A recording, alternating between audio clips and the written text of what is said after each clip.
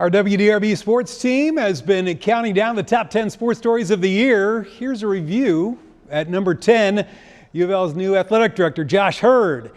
And at number 9, U of L women's basketball making another Final Four. Medina Spirit disqualification took number 8. U of L volleyball's national championship game is number 7.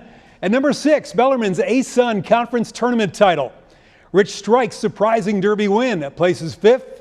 UK's Oscar Shibwe took number 4 with his Player of the Year honors. And number 3 was U of L's IARP NCAA ruling coming down. And the theme continues with Louisville. Rick Bozich and Griffin Gonzalez tell us which stories have the Cards also taking the top 2 spots. Well, Griffin, we're down to the final two stories for our stories of the year in 2022. If we would have taped this 2 or 3 weeks ago, this wouldn't have been number 2 on the list, but it is.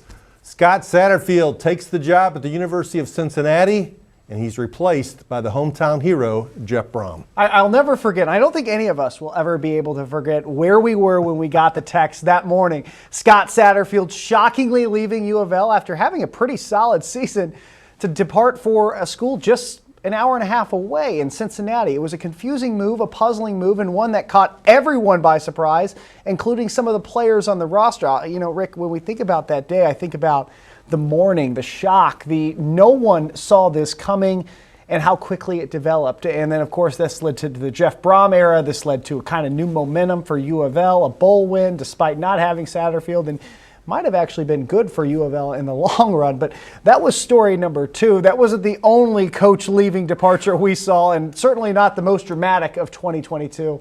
Of course, we all had the MAC chapter come to an end last year. I mean, the Louisville basketball story has been ongoing. I think it's been on these lists every year that we've done these lists. Hopefully it'll settle down a little bit.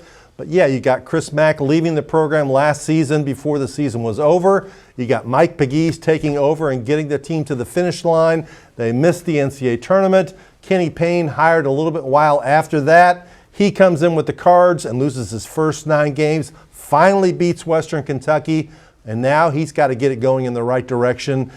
Finally, they have some clarity what the program is going to be. Finally, they have some energy behind the program that they've got a former player leading it. But yeah, it's a year unlike any other I can remember of Louisville basketball. No coaches are allowed to leave in 2023. They all have to stay for a little bit longer. He's Rick Bozich. I'm Griffin Gonzalez. You can see the entire top 10 list and watch all of these online at WDRB.com. Just click on sports.